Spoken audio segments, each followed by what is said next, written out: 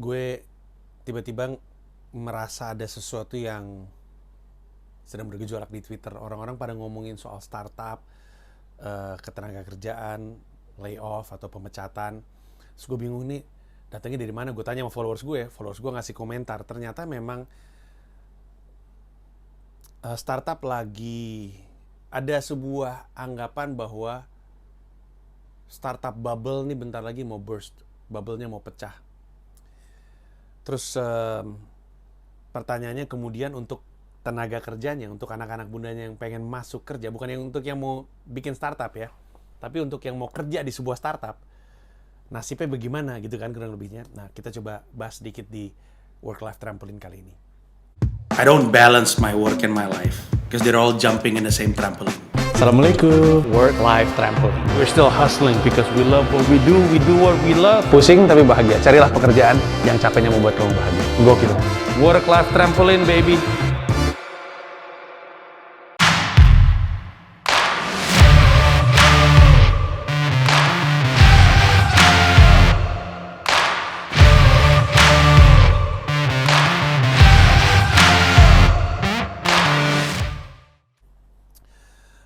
Untuk yang belum tahu, Work Life Trampoline adalah konten soal pengembangan karir dan bisnis. Ini turunan dari 0044. Waktu itu kan gue pernah nge-tweet jam 0044, rame. Terus akhirnya gue bikin vlognya itu disukain orang jadi pengen, orang jadi banyak nanya soal bisnis dan soal pengembangan karir. Akhirnya turunlah si Work Life Trampoline sebagai konten ini yang ada beberapa video udah ke belakang bisa lo cek.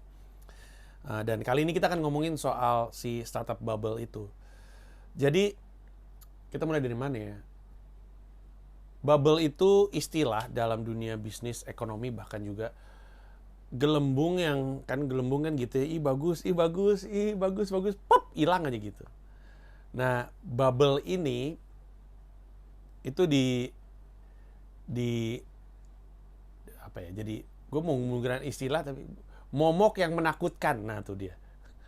dalam bahasa daerah tertentu momok tuh soalnya bukan kata yang sopan. Tapi orang pada ada dulu .com bubble gitu.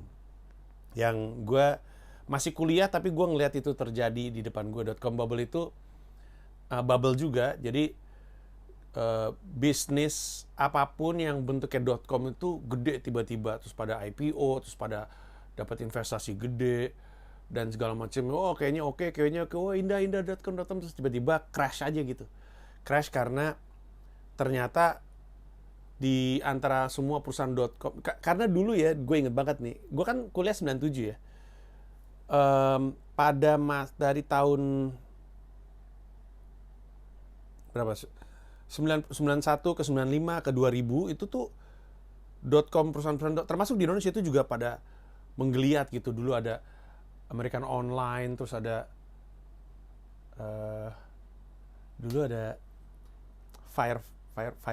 bukan Firefox ya, apa ya, Netscape, Yahoo, sebelum Google bahkan ini, gue lagi inget waktu itu apa aja. Di Indonesia juga waktu itu ada Astaga.com,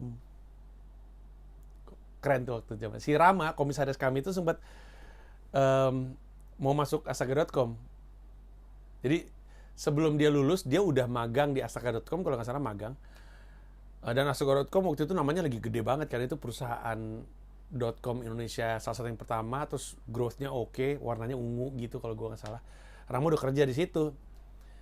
Terus dibilang, kata Astaga.com, udah buru-buru selesai, nanti lu masuk ke kita. Rama buru-buru kelar tuh kuliah 4 tahun kuliah desain produk.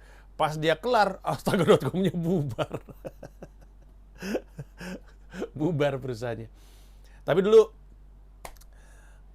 pertemuannya gila juga sih waktu itu.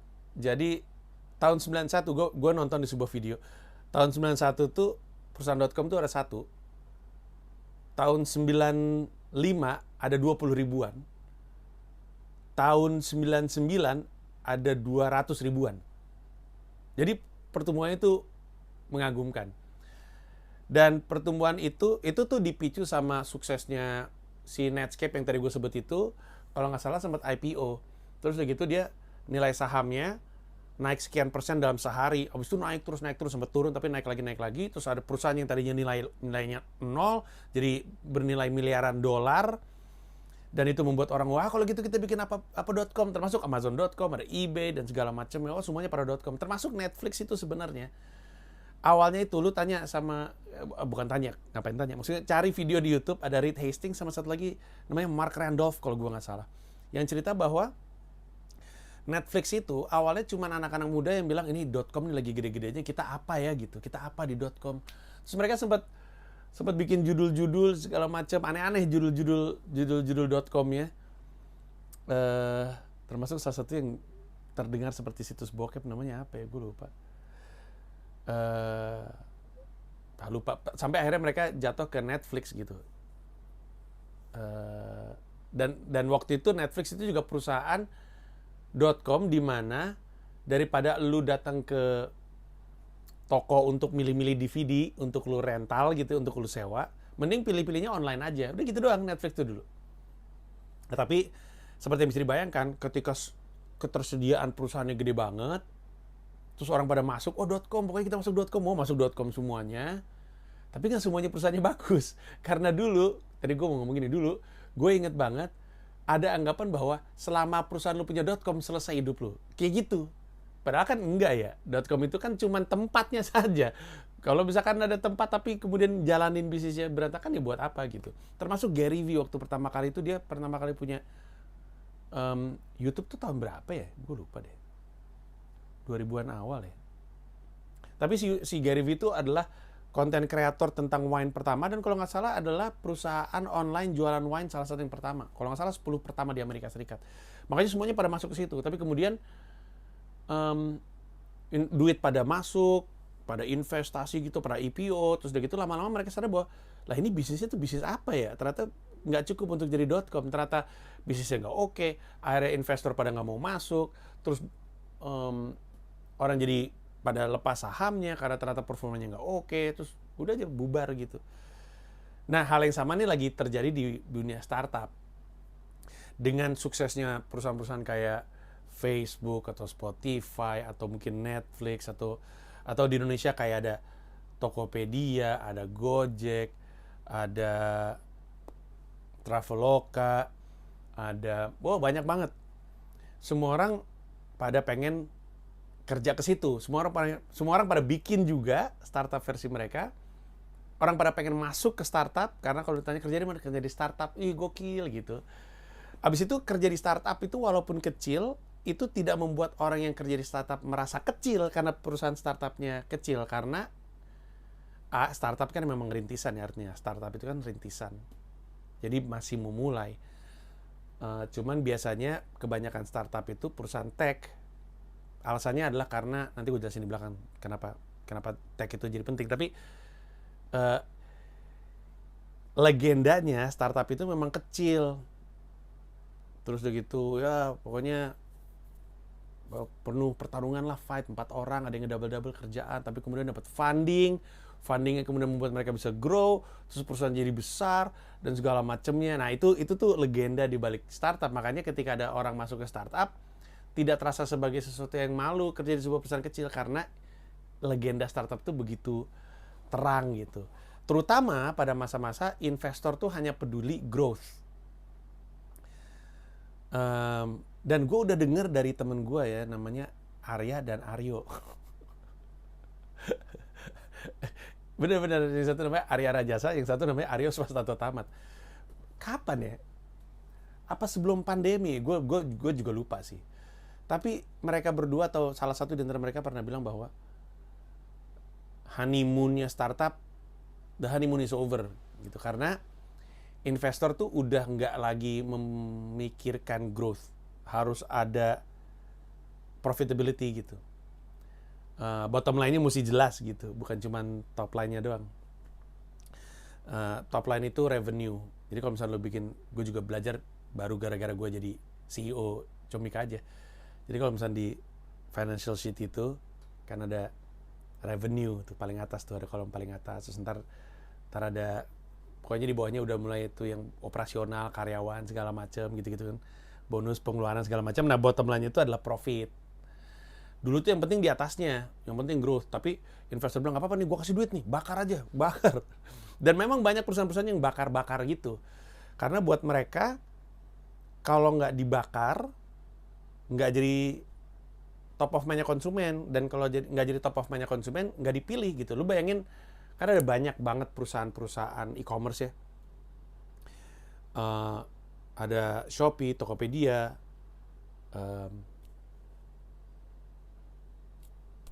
Bukalapak, banyak lah, ada banyak kan.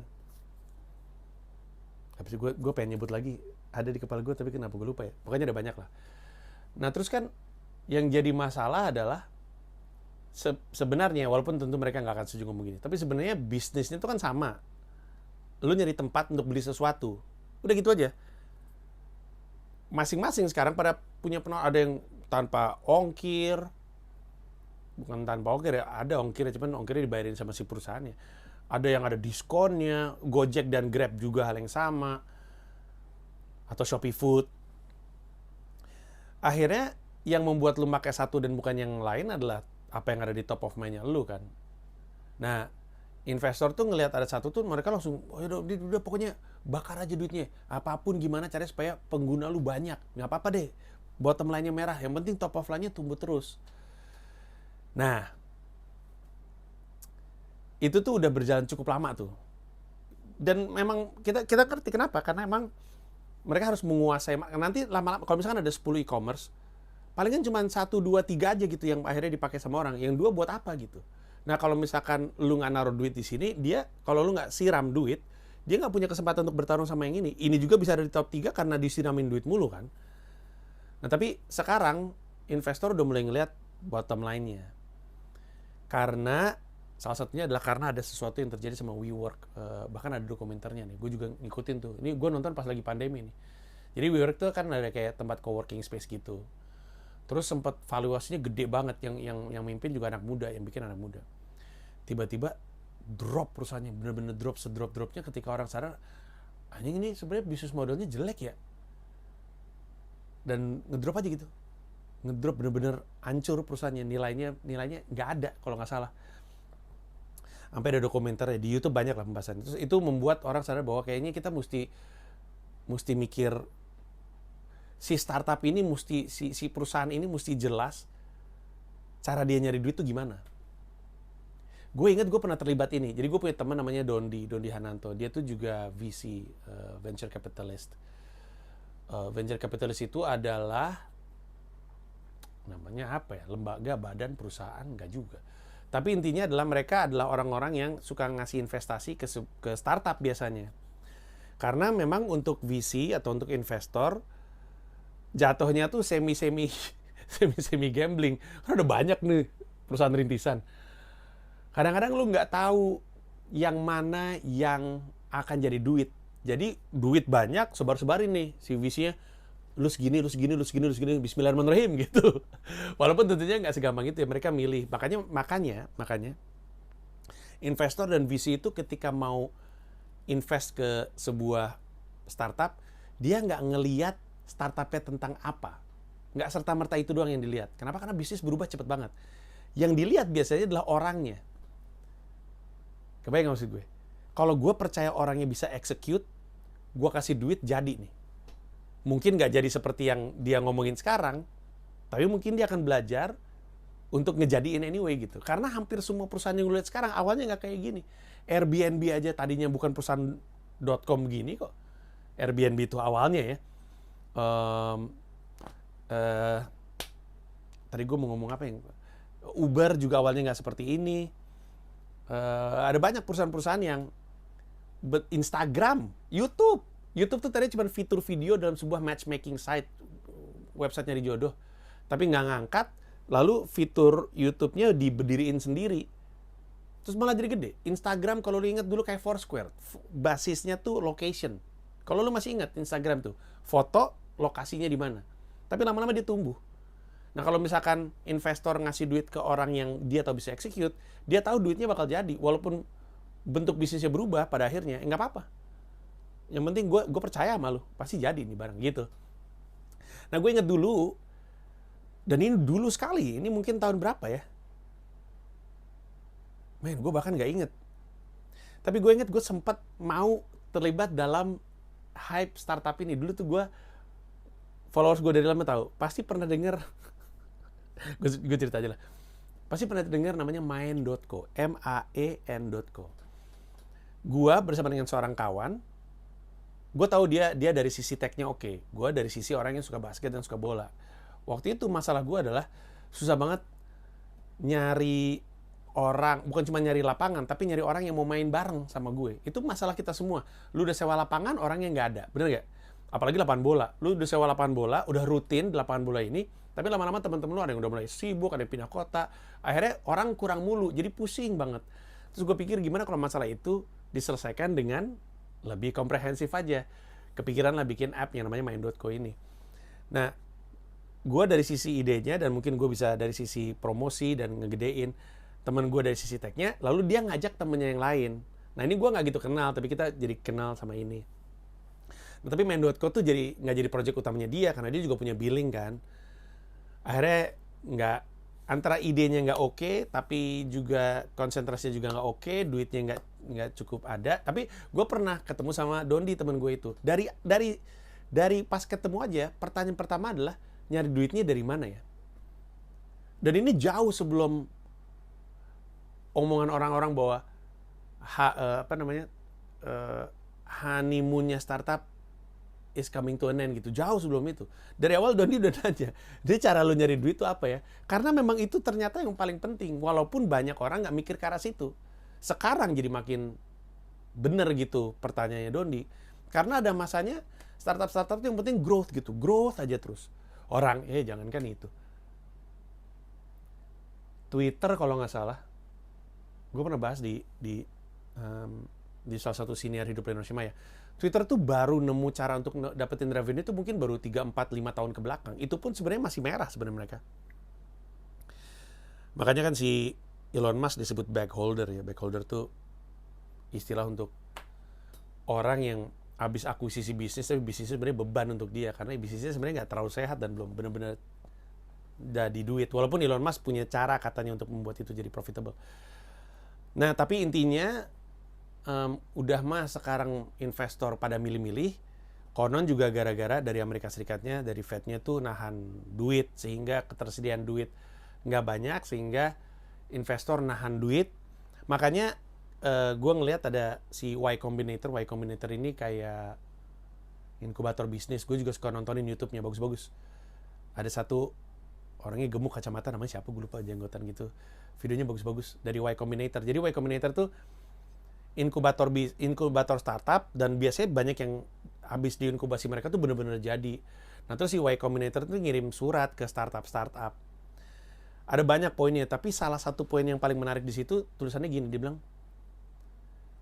pokoknya jalanin bisnis lu seakan-akan lu nggak akan dapat funding selama 2 tahun ke depan.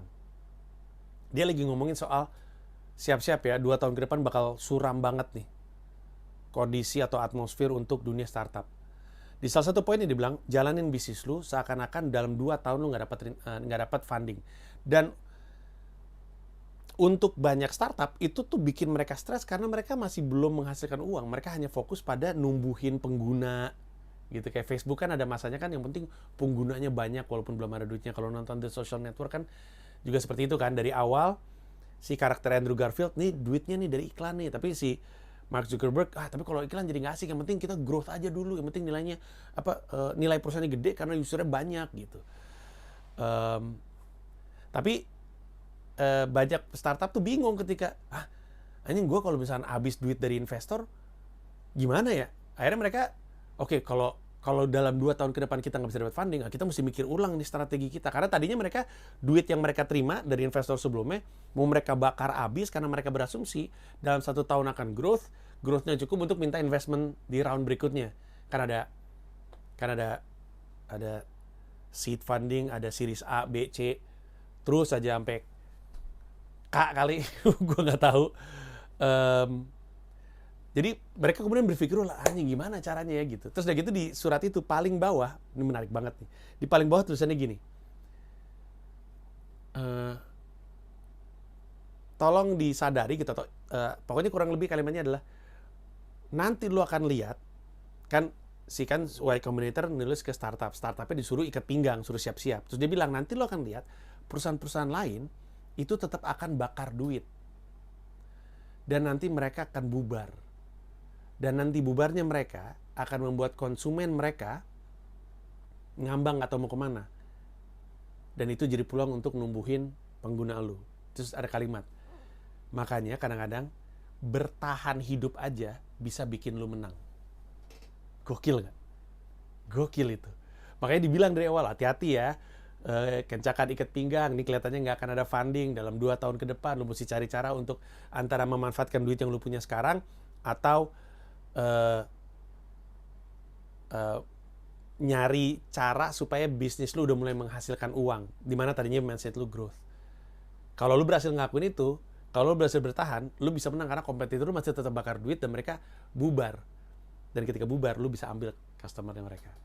Inilah juga yang menyebabkan kenapa banyak startup sekarang pada ngelepas karyawan. Kayak ada sebuah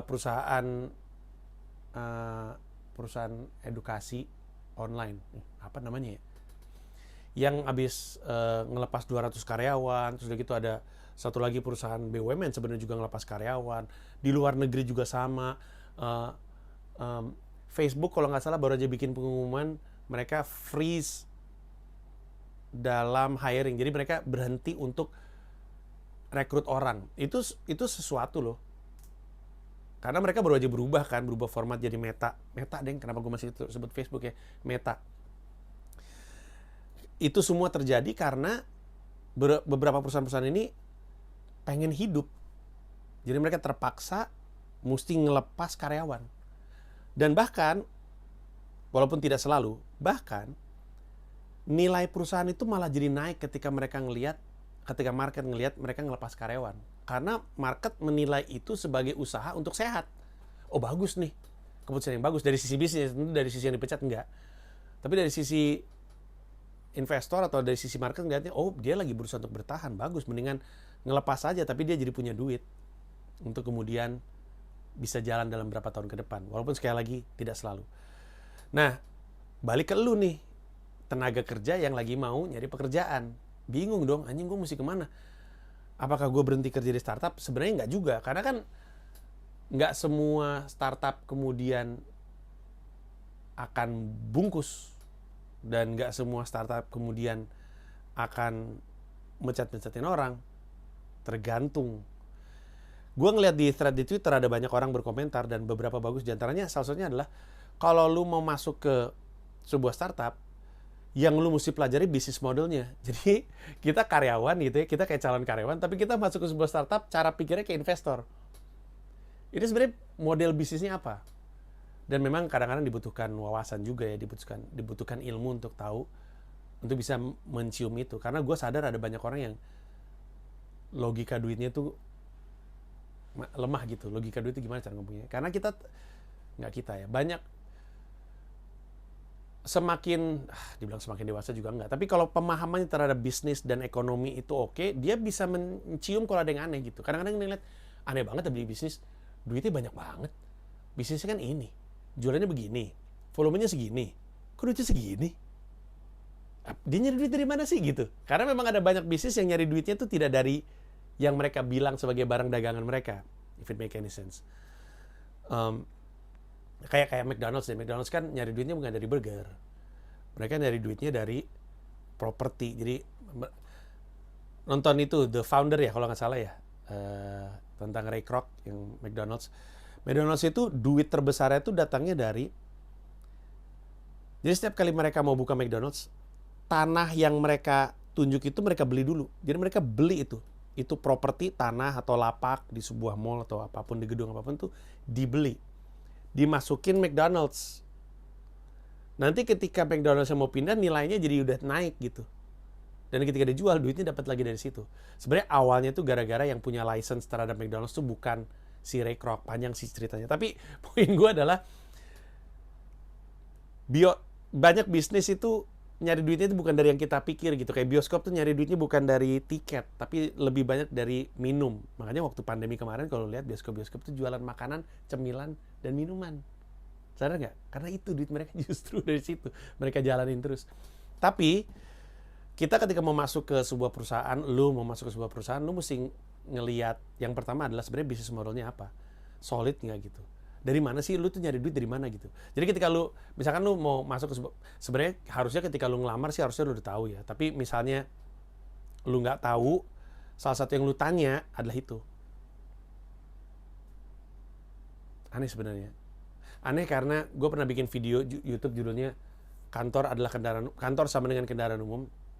Gue selalu bilang bahwa kalau menurut gue, lu milih perusahaan yang menurut lu sejalan dengan lu. Jadi lu dari titik A mau ke pantai. Ya lu naik angkot yang membawa lu ke pantai. Kalau dia bisa bawa langsung ke pantai, ya udah lu naik itu. Tapi kadang-kadang angkot yang bawa lu langsung ke pantai itu nggak lewat. Jadi lu mesti naik angkot lain dulu. Setidaknya ke arah sana dulu aja. Kalau ternyata angkot ini belok kanan, lu turun aja. Nanti dari situ lu naik lagi angkot yang akan membawa lu ke sana. Tapi yang paling penting adalah lu tahu dulu lu mau kemana. Tahu mau kemana, baru lu naik angkot yang sejalan. Banyak orang yang naik angkot, dan ini jadi tambah nyata karena dunia startup, banyak angkot karena angkotnya keren. Angkutan umumnya, kendaraan umumnya keren. Gue nggak tahu sih mau kemana, tapi gue naik aja dulu karena keren. Dan sekali lagi, mungkin lu akan merasa itu tidak mungkin. Mana ada orang naik kendaraan umum karena keren? Ada. LRT sama MRT, waktu pertama kali ada, orang pada naik. Karena pengen foto-foto aja. Gue naik MRT, bikin kontennya gue naik LRT gitu kan. Padahal kan dia nggak mau ke, misalkan dari Pemuda bukan pengen ke Mall Kelapa Gading. Karena dia pengen naik aja gitu. Dia dari Blok M juga bukan mau ke Bundaran HI. Karena dia pengen naik aja. Sama orang tuh banyak yang masuk ke sebuah perusahaan karena pengen foto-foto. Gue kerja di startup ini, gue kerja di startup ini. Tapi sebenarnya dia nggak tahu apakah dia benar-benar sejalan dengan arahan perusahaannya gitu. Dan sejalan tuh bukan cuma sejalan, misalkan, gue pengennya olahraga terus olahraga gitu. Nggak cuma kayak gitu, bisa aja dari sisi skill set dan pertumbuhan diri gitu. Gue butuh untuk numbuhin aspek ini dalam karir gue, dan berarti masuk ke perusahaan ini sejalan. Bisa aja kayak gitu. Tapi banyak orang yang masuk perusahaan tuh lebih karena kerennya, termasuk masuk ke startup karena kerennya. Tapi akhirnya kemudian nggak pas aja sama dia. Ada lagi yang naik bukan karena kendaraan umumnya keren, bukan karena kendaraan umumnya Sarah, tapi karena emang cuman itu yang lewat. Ini beda lagi. Nah, kebetulan yang lewat ini udah gue naik aja dulu, kebetulan nyari penumpang kan, ya udah gue naik gitu. Nah, tapi di luar itu, seandainya lu udah kalau misalkan lu tahu lu mau kemana, lu masuk ke sebuah perusahaan yang kelihatannya akan membawa arah yang sama, tetap lu tanya, startup ini tuh sebenarnya, gue boleh tahu nggak sih, lu sebenarnya nyari duit dari mana sih gitu. Dan kadang-kadang ketika gue wawancara kerja sama karyawan yang masuk, mereka juga nanya kayak gitu, terutama yang level-level tinggi ya, kayak level manager itu mereka nanya hal yang sama, dan itu bagus. Atau kalaupun lu nggak tahu mau kemana, lu naik kendaraan umum karena kebetulan kendaraan umum itu lewat dan skill setnya pas gitu ya, dia nyari penumpang, lu juga pengen naik karena lu nggak pengen sendirian, teman-teman lu udah pada naik angkot semua, lu sendirian, ya kok gue belum naik angkot gitu kan. Setidaknya untuk memastikan usia lu lama di perusahaan itu dan nggak kena layoff, dan perusahaannya nggak bubar, startupnya nggak bubar, lu tanya juga, sebenarnya ini tuh bisnis modelnya tuh gimana sih gitu. Dan kalau menurut lu masuk akal, ya ikut aja gitu. Kalau terlalu rumit, menurut gue masih harus, gimana sih, gue nggak ngerti dah. Masih harus hati-hati, karena bisnis itu sebenarnya simple sih, gitu-gitu aja, cuma bentuknya beda gitu. Jualan tuh nggak pernah berubah gitu. Bisnis tuh nggak pernah berubah. Polanya ngulang, tapi bentuknya aja berbeda. Dengan harapan kalau misalnya dengan memahami 2 tahun ke depan startupnya akan sulit untuk dapat funding, kalau memang yang dikhawatirkan orang-orang benar, ini akan mempengaruhi lu yang mau nyari kerja. Gitu, dan dengan itu lu cari apakah perusahaannya sejalan dengan lu atau enggak gitu. Termasuk di Comika kok sama. Dulu banget nggak ada yang mau kerja di Comika dong, karena kan nggak ada yang tahu Comika itu apa. Jadi banyak yang masuk Comika karena kebetulan Comika yang kendaraan umum yang kebetulan lagi lewat dia dan dia pengen naik. Ya udah dia masuk. Lama-lama, apalagi dengan adanya akun Instagram Markas Comika, gue banyak cerita tentang Comika, sinarnya jadi gede. Mulai ada orang-orang yang masuk karena pengen foto-foto, gue yakin. Banyak yang pengen masuk, yang penting masuk aja, yang penting gue bagian dari Comika gitu. Tapi nanti interview kerjanya akan memastikan apakah ini tempat yang tepat untuk dia. Karena gue bahkan bilang hampir di setiap town hall meeting, gue bilang bahwa perjuangan dan pengorbanannya lu semua yang ada di Comika itu untuk pelawak. Kalau ini bukan sesuatu yang oke untuk lu, gue usul lu cabut aja. Ketika waktunya sesuai untuk lu ya, cabut aja. Karena kalau enggak, karena capek. Lu mau kerja di perusahaan manapun, startup apapun, udah pasti ada pengorbanan, udah pasti ada perjuangan. Udah pasti di mana orang lain udah tidur lu masih kerja, atau lu udah kerja di saat orang lain masih tidur. Akan ada masa-masa seperti itu. Di saat teman-teman lu liburan, lu lagi kerja. Di saat teman-teman lu lagi main bola, lu lagi kantor. Itu akan ada. Itu pengorbanan dan perjuangan lu. Tapi kemudian lu tanya, kalau kemudian di semua perusahaan itu akan terjadi, perusahaan apa yang membuat lu rela berkorban, berjuang dan berkorban untuk itu? Yang mana nih? Kerja di Comika akan ada berkorban juga. Berkorbannya untuk pelawak nih. Karena kita membuat komika hidup dari karya. Rela nggak? Atau lu lebih rela berkorban untuk misalnya dunia fashion gitu? Atau dunia sepak bola? Di dunia sepak bola lu kerja di sebuah perusahaan yang dunia sepak bola juga akan ada pengorbanan dan perjuangan. Kalau lu ternyata lebih rela berkorban untuk sepak bola, ya berarti lu cari yang ke sana. Nggak cocok ada di sini. Begitu terus. Gitu. Kalau kita sih kemungkinan besar tidak akan ketemu dalam wawancara kerja. Karena gue CEO bersama dengan Toro, berarti gue level-level manajerial. Kami punya HR sendiri dan mungkin lo lebih sering ketemu sama mereka. Tapi moga-moga ada manfaatnya. Terima kasih banyak sudah mendengarkan. Gue nggak tahu banyak soal bisnis, nggak tahu banyak soal startup, nggak tahu banyak soal investasi. Gue cuma tahu terbatas. Jadi kemungkinan besar yang gue omongin masih salah juga. Silakan perbaiki apa yang gue katakan di kolom komentar atau tambahin kalau ada yang kurang. Tapi moga-moga ini ada manfaatnya untuk lo. Terima kasih banyak. Bye-bye. Terima kasih udah nonton video ini dan juga terima kasih udah subscribe kanal YouTube gua. Gua mau ngasih tahu bahwa gua membuka YouTube membership dan ada 3 jenis penawaran. Ada satu paham Rp30.000, ada satu rasa Rp125.000, ada satu jiwa Rp1,5 juta. Masing-masing punya manfaat-manfaat tersendiri. Ada konten-konten khusus yang gue siapkan untuk para member. Kalau tertarik silahkan mampir ke home, klik join.